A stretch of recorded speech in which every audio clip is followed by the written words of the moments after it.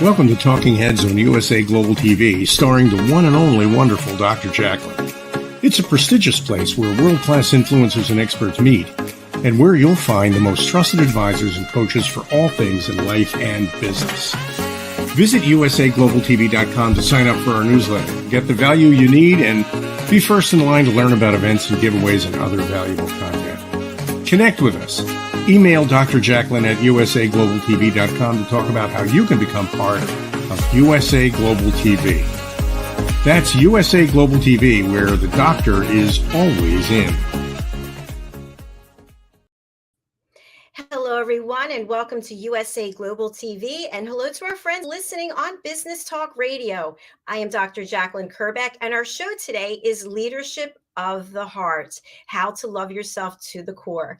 Joining me is my personal and business coach. She is a transformation and leadership coach, and she is one of our trifecta here at USA Global TV. What that means is she is a co-host, she's an expert presenter on Talking Heads, and she's an elevated listener. All this means that you want to get to know her personally and professionally because she holds a safe space to listen and is authentic on every level. Let's welcome Mariska joining us from New Zealand. Yay! I love saying that. Hello. So good to see you. Saw you yesterday. I feel like we're having a reunion once again. It's always fun. It is always fun, and I love seeing you and sharing with the audience so much. We had so much fun last week, and for those that missed it, please go and listen on YouTube. We had Ian Palmer-Turner here, and this week, I'm so excited to announce we're having Ciara coming on with us. So Ciara actually went to coaching school with both me and Dr. JACALYN. Yay! So that's where we all met, right? And she is just phenomenal. Absolutely phenomenal. She went further with her coaching studies and she did some NLP work, and she is really just there's not enough words. No. I'm so excited to have her here. I'm excited for her to be here too. We just had a quick chat backstage, but I'm looking forward to talking about leadership and heart-centric leadership. And she's joining us from Jamaica. So let's welcome her to the program. Hi, Ciara. Nice to see you. Hi, everyone. So nice to see you. Thank you both so much for having me on today. I'm so excited. And those were two fabulous introductions. So I'm just feeling really thrilled to be here. Well, it's a pleasure. We're going to have a great conversation. I'm just trying to remember, did we meet in 2018 or... I think it was in 2019, if I recall, correct? I feel like it was the very start of 2019. I feel like the last few years, I don't know about you guys, but I feel like the last few years have been a bit of a blur with everything going on. They've all merged into one. It seems that way for me. But I do recall that we all started this journey beginning of 2019. Yes, I agree with you. Sometimes it's just like, what happened in 2020? Where was I? Was I doing? It's just hard to remember everything. But yeah. So I want to start off our conversation today along the lines of what we were just discussing. You know, the last 2 years have been a blur, and now there's a war going on, and people are feeling so many different things. And I think if ever you needed to talk to someone, reach out to a coach or a mentor or therapist, now is a great time. And when we think about leadership, I feel like there's been kind of a spotlight put on leadership across the board in all areas. And instead of leadership of the past and different types of leadership styles that we've seen, we're in need of moving to leadership that is heart-centric. And not to say that hasn't been in place, but we need it now more than ever. So I'm going to start off with you, Mariska. What are your thoughts about that? And then we'll go over to Ciara. Well, I think that's part of why we have the show to start off with. And we are seeing some glimpses of that coming through. I think within our communities, within our work environments, we are seeing people going, hey, you know what, maybe what we have been doing all these years within the leadership space was not ideal. And I have to say, research is also catching up. So it's telling us that some of the things that we were doing in the past might not have been the perfect things to do. Something silly, for instance, is being very, very straight-faced and not giving any visual cues as to how you're feeling. So when I think of some interactions I used to have with some leaders, if there is a difficult conversation going on, you'll just get a very blank facial expression. And it didn't feel like I was being heard, or even that this person cared. They might have, but it didn't feel like it. So even those type of things in research, we're now seeing that there's some very key things that we can start to change and actually bring more humanness into this space. What do you see, Ciara? Yeah, absolutely. I really hear what you're saying and completely agree with, when we look at leadership in the past, how it's evolved now. I do think there has been such a trend of heart-centric leadership.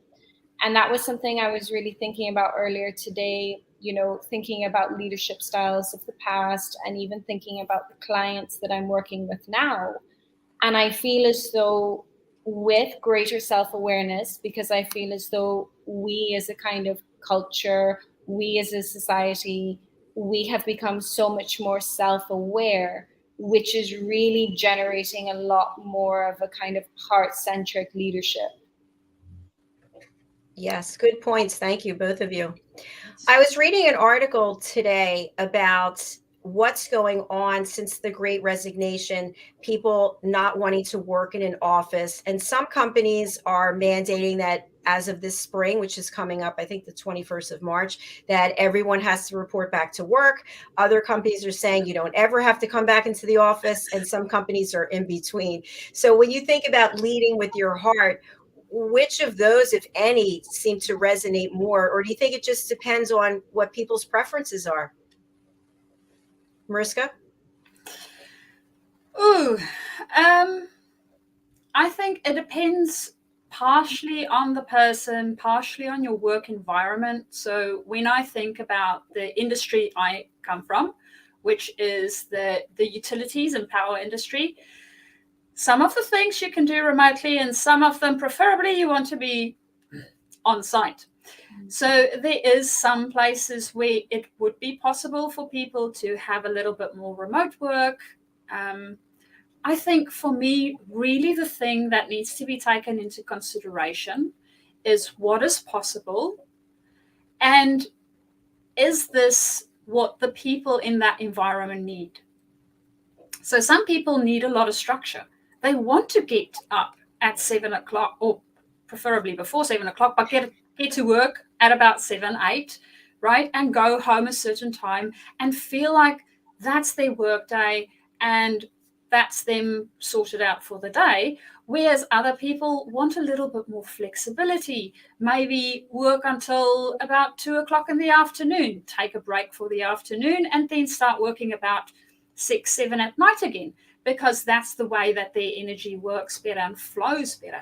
And I think taking that into consideration, both for our working environment as an individual as well, knowing where we function best and whether our work environment can actually provide that. Because in some cases, as I mentioned, the industry I'm from, I mean, there's just no way that I could do some of those things remotely, right? So I had to be on site. What do you think, Ciara? Yeah, absolutely. I feel as though, depending on what the kind of company is doing and what arena they're in, there's going to be different needs, whether it's working remotely or having people to need to kind of come in. But just thinking about leadership and making sure that people feel connected, I think whether people's kind of prefer working remotely or whether they prefer coming into the office and having that kind of routine, I think it's really important that corporations and companies really foster and spend time on creating a sense of community, whether that's happening online and remotely or whether that's happening in person. I think we do have to recognize that everyone is different. And again, that's where self-awareness comes in, and we need to kind of respect and work with what works best for people. But in terms of leadership, just making sure that there's a huge emphasis on connection, whether that's in office or outside of. Definitely. So true. Definitely so true. Yeah, especially now with everything going on, and everything we've been through. Yeah. I think everyone wants to feel appreciated and still empowered.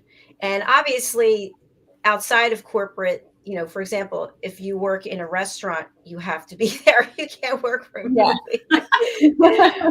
But in corporate, there is some flexibility. I know for me, when I was in corporate, I worked from home almost my whole career. And at one point, they were going to mandate that everyone come into the office. And I said, I will not be working here anymore. That will be it.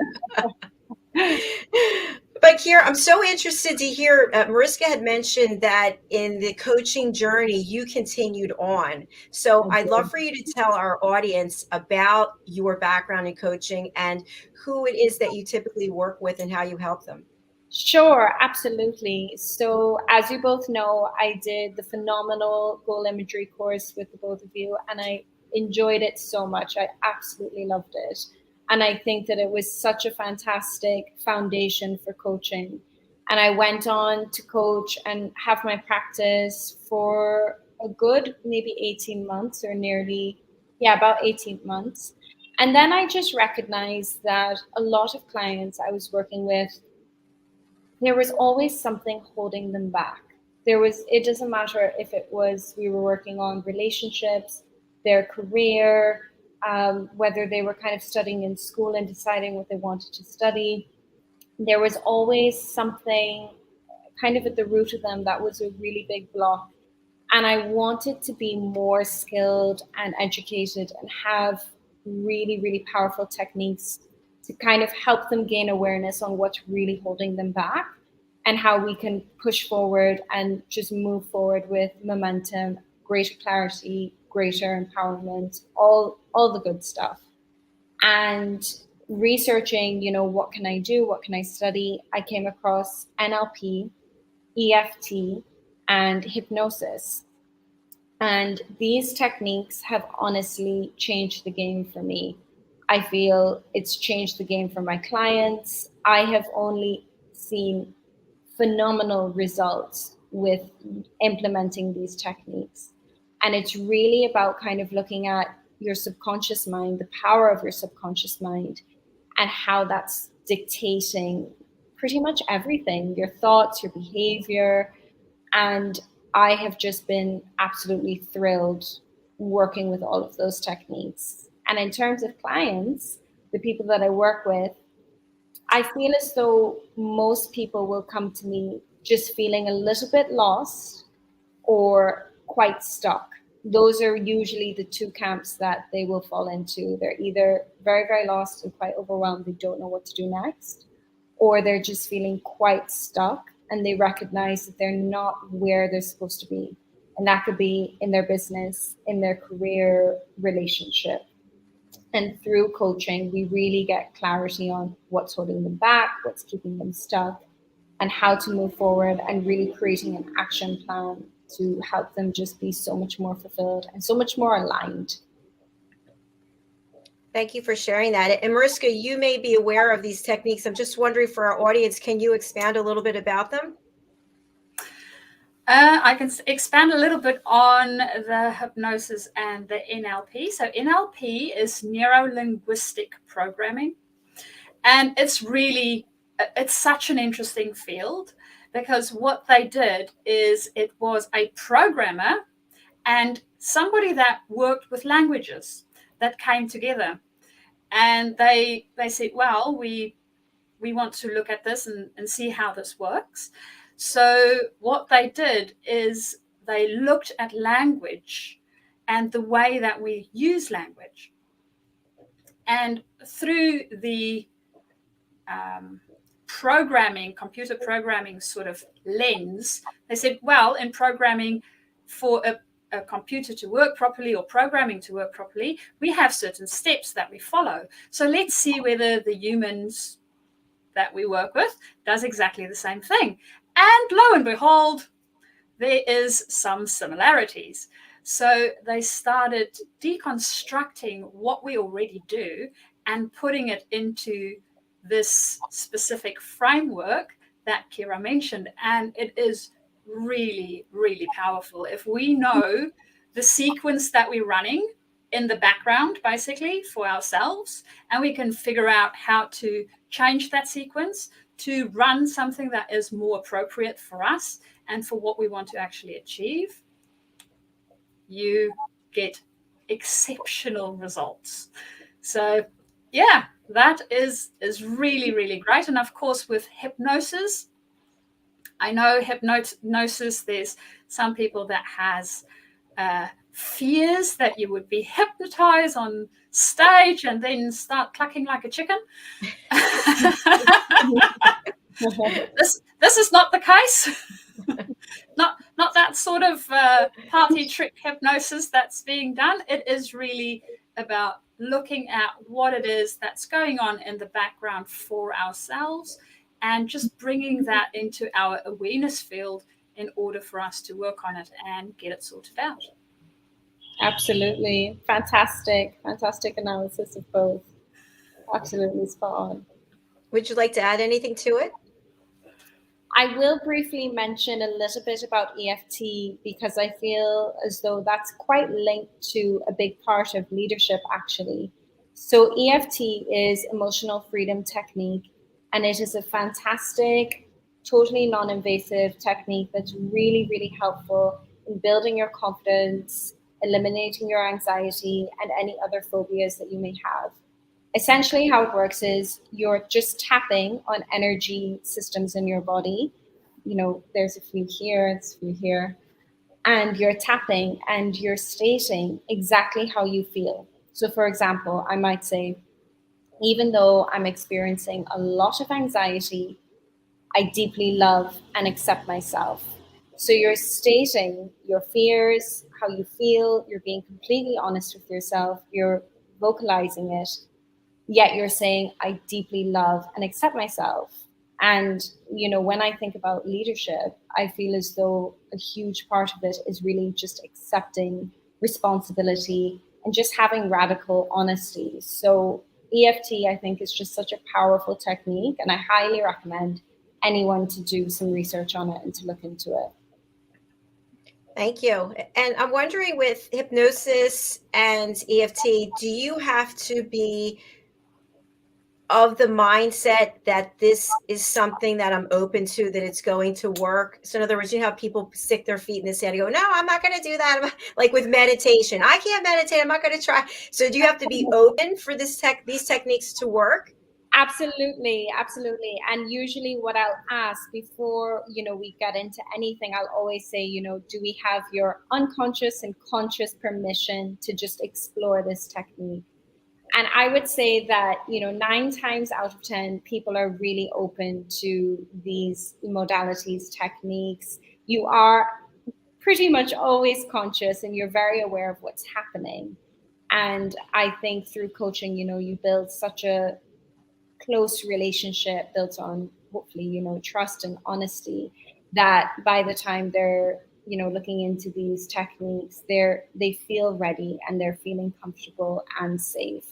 And I think the great thing about EFT is you can do that on your own. You can do it independently. So that's really, really powerful in itself. How long do you have to do that? I mean, is there a time frame or something happens that, you know, you should stop? Okay, well, I feel as though, okay, EFT, you're fully awake, you're conscious, you know, you're tapping, it's a very active thing. And, you know, power of affirmations, I know that's a big thing in the self-development, professional development world. They say that you should really try and repeat affirmations at a minimum of maybe 10 times. So, yeah, So repetition, repetition is key to everything. Implementing a habit, implementing a belief. The more we repeat, the more second nature it becomes, the more we believe it as well. So for EFT, I would try to recommend practicing for a minimum of just 5 minutes. Just give yourself 5 minutes. Don't overwhelm yourself. If you're really enjoying it, take it up a few more minutes. And I would strongly encourage someone to practice that at least a few times a week, as much as you're enjoying it. With hypnosis, that process is a little bit different. So I will talk to a client, we'll have a really kind of in-depth, picture of what it is they're trying to achieve. That will be recorded.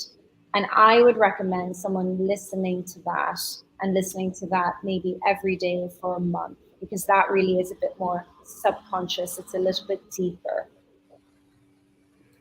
Very interesting. And I've never been hypnotized, but I know from watching movies where they do it, people will say, oh, I'm afraid I'm going to give you, this information or that information, or I'm going to be walking around like a zombie. But none of those things are the case, right? Absolutely not. Absolutely not. I'll be honest with you. I was looking into this course, which offered all of these modalities. I love the look of the course. And I was a bit skeptical, Mariska. I believe I was sharing this with you. I was very skeptical about the hypnotherapy. And I was just like, I'm not sure. I don't know anything about this. It sounds very gimmicky to me.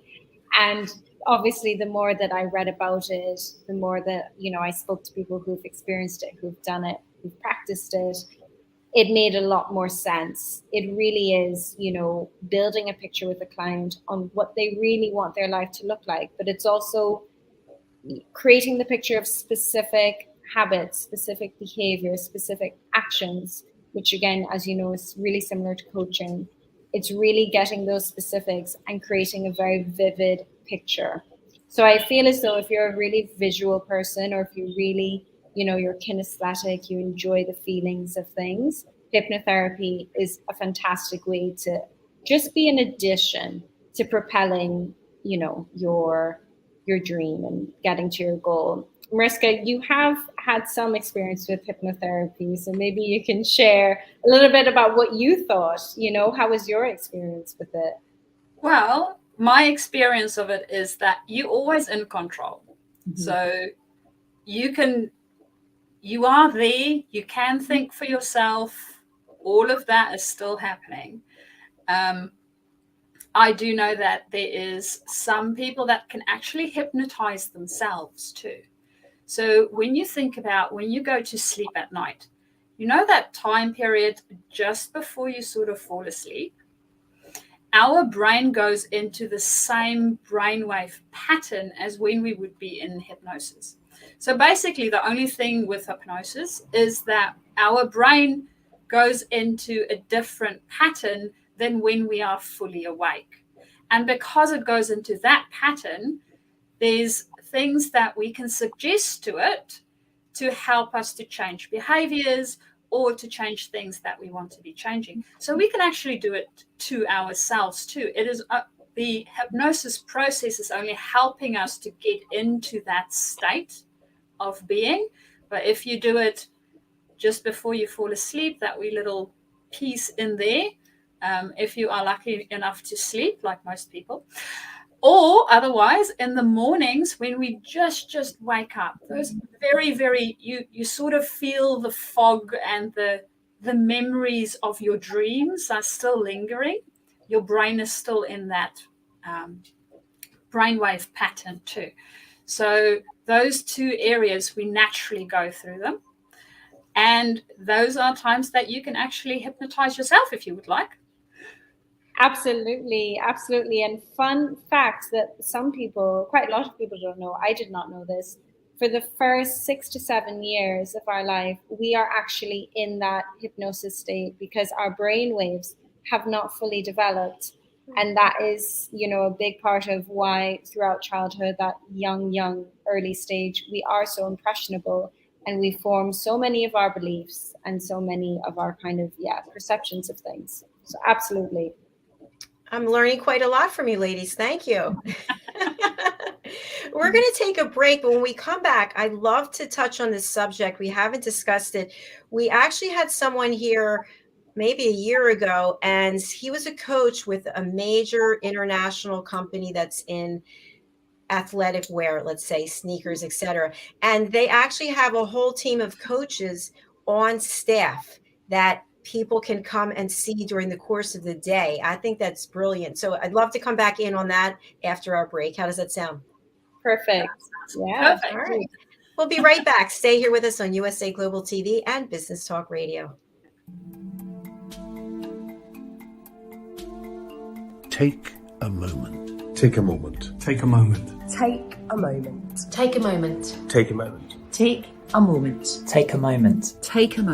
Take a moment. Take a moment. Take a moment. Take a moment.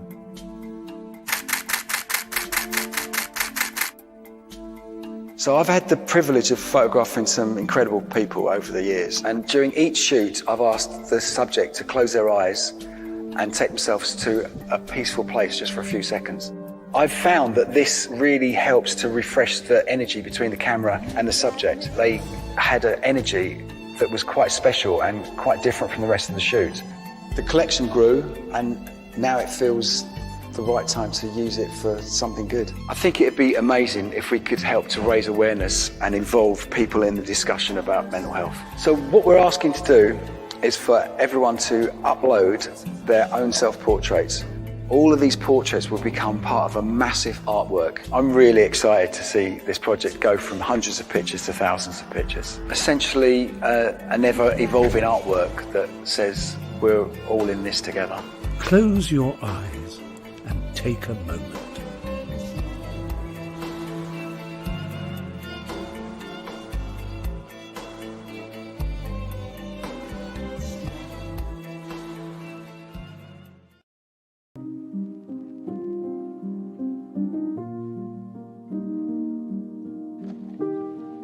Меня зовут Маша, мне 9 лет, я живу в Красногоровке, у меня все хорошо.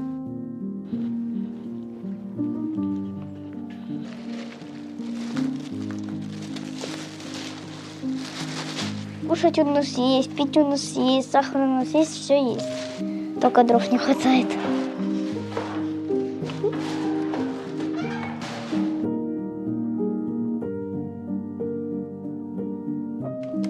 На буржуйке, когда у нас есть, вот эти мы дрова пособираем, закинем, оно горит.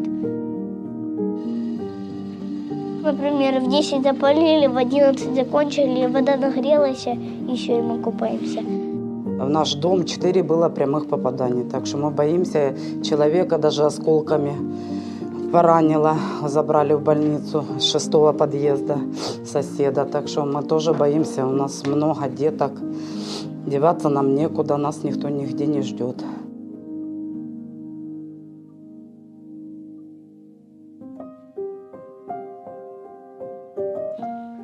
Когда вырасти, я хочу найти работу такую, чтобы я помогала людям, которые бедные, там.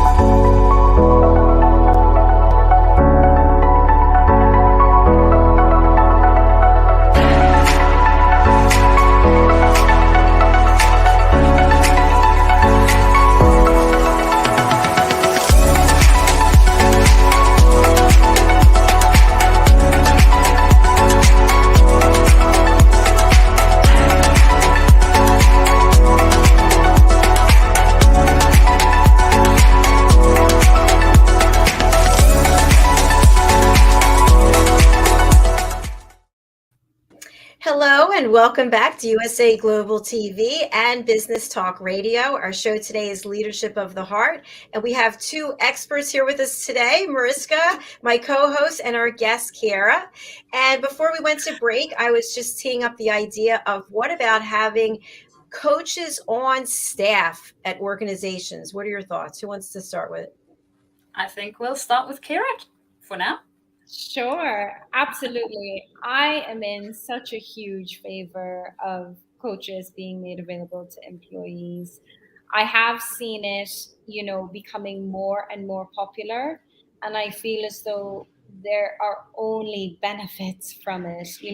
Having conversations with my clients who are working in large corporations, who have worked with coaches in those corporations, who are seeking, coaches even outside of it, the level of just self-awareness, the level of self-reflection, the level of insights and clarity being gained throughout coaching sessions can only ever improve the culture and just the overall environment of the workforce of that particular company, as well as probably having a huge effect on the actual success of the company as well. When people are performing better, when people are performing with more clarity, with more empowerment, that's going to have a direct kind of effect on sales, or a direct effect on the actual success of the company. So 100% in favor. For sure. I totally agree. I think the only thing I could think of as to why someone might not be interested in this is because their peers would see them asking for help, but asking for help is a good thing. Right? It's a good thing. Absolutely. So Mariska, what would you like to add to that? And why aren't more companies doing it? Is it just the cost? So one of my friends, and I think this is something that sometimes we just need a small seed and a little bit of water and nourishment, and it grows. So one of my friends started their own coaching journey, and they were within an organization at that stage that didn't have any coaching in the organization at all. And they actually now have embedded into the organization's DNA coaching.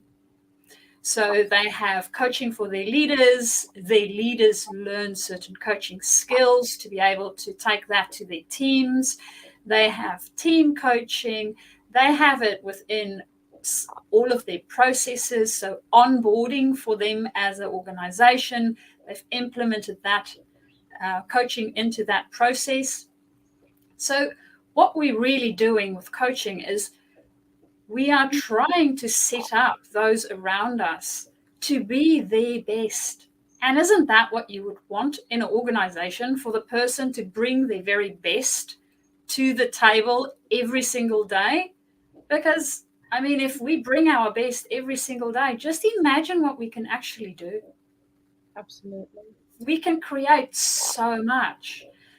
So that to me was just, I was in awe when I saw what one person can do if they really want to change an environment. So it is not only our leaders that we need to look to, it is ourselves too, because we can also lead. And we need to remember that.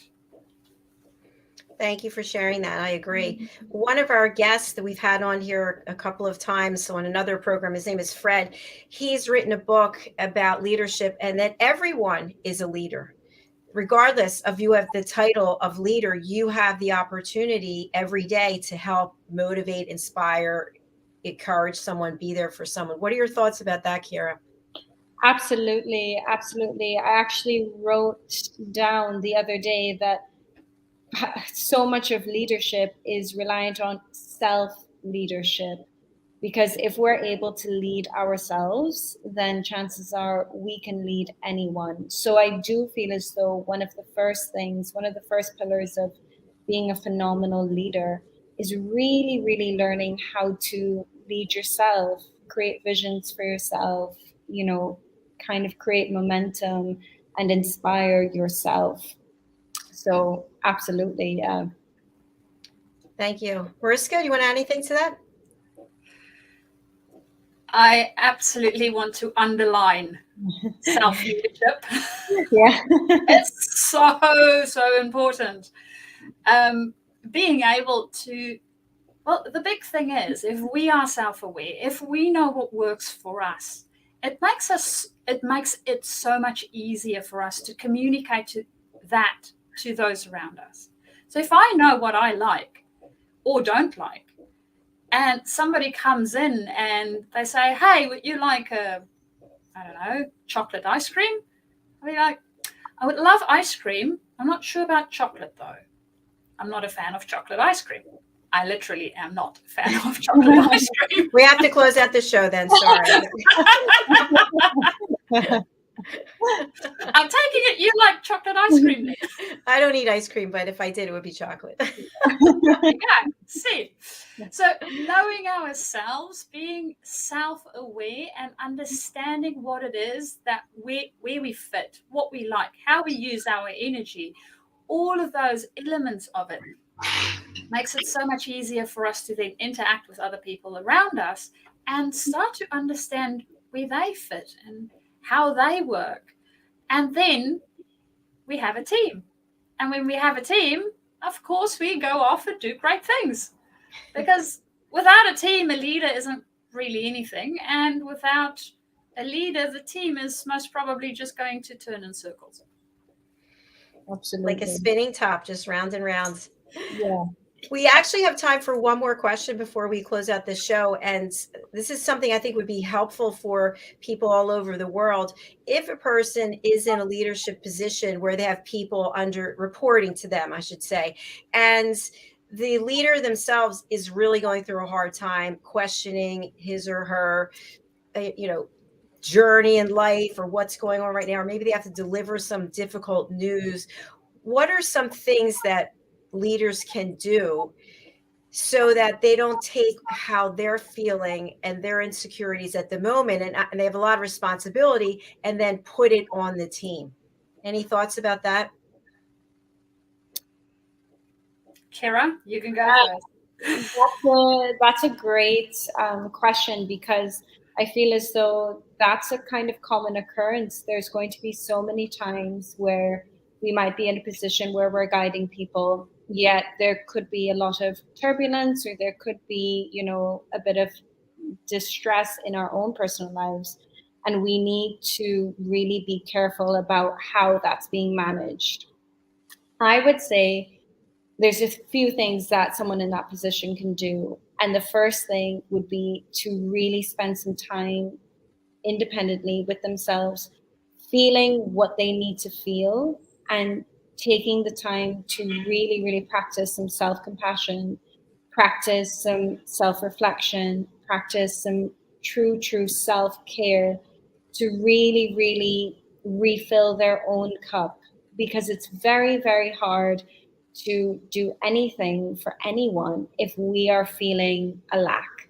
So I would say the first thing that is in order is to really spend time just refilling your own cup. And then, Excellent. yeah, and the second thing I would suggest is just really taking a look at building up your resilience, building up your emotional resilience, really thinking about how you can just strengthen your kind of emotional maturity. What about you, Mariska? I think it sort of interweaves with what you've just discussed, especially in both points, actually. So there's some research that they did to have a look at how we act or interact with other human beings and how we catch emotion. So if I'm a leader and I'm going into a space and I'm stressed out, I'm unsure, I'm feeling really tense, my team is going to catch it. Even if I'm trying to hide it, they will still catch it. Mm-hmm. Because we see something is off, right? We notice, there's something isn't quite right. We don't know what the not quite right is. And then it actually almost feels like it makes it worse. So when we are in that space, and maybe we didn't have enough time for that self-reflection, for that self-care to make sure that we are okay, when we have to interact with other people and our team in that scenario, one of the key things would be to call out the emotion. Mm-hmm. Physically saying, hey guys, this has happened and I'm actually feeling a little bit stressed about it. right? So two things happen when we call out the emotion. Number one, everybody else around us won't catch it because now they know what the emotion is. They sort of go, oh, okay, so I don't have to worry about it because this is what's going on. And the second thing that happens is because we call it out in our brain, we actually don't feel it as much. So that helps both us as the leader and our team to be able to see what we can do in order for us to move past it or come up with some creative solutions. Fantastic. I think I've heard part of this on a talking head presentation, but I'm not totally, I'm not sure which one, but I know I've heard it. That's great. All right. We actually are at the end of our show. It's been so much fun, Ciara. You have to come back and see us again. I'm going to spotlight you. And if you can let people know what's the best way to reach you and who would you like to reach out to you? Sure. First off, just thank you both so much for having me on today. If you'd like to get in touch with me, please check out my website, which is listed here, www.coachingwithciara.com. You can take a look at my resources. You can book a free consultation call. And I would suggest you reaching out to me if you are feeling a little bit lost and you're feeling a little bit stuck, but you are so ready to get aligned and to be more fulfilled with your life, then I am your girl. Thank you guys so much for today. I love the way you close that out. It's fantastic. Well, thank you. I learned a lot from you today, and you've got a great smile and presence about you. It was really fun having you here. Thank you so much. Thank you guys so much. I had a great time too. Thank you. Bye-bye for now. Bye. Bye. Bye. Oh, she's great. It's so nice to see her again.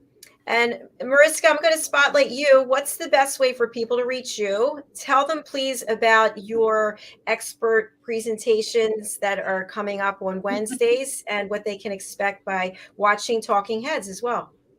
Ooh, okay. So on Wednesday, this coming Wednesday, we are actually looking at EQ, and we will dive a little bit deeper into the things that we discussed towards the end of the show. So if you guys are interested in learning more about EQ and how it shows up for us personally, please do come and have a look at our Talking Head show. That is Wednesday at, JACALYN, you need to remind me. I think it's 5 p.m. Eastern.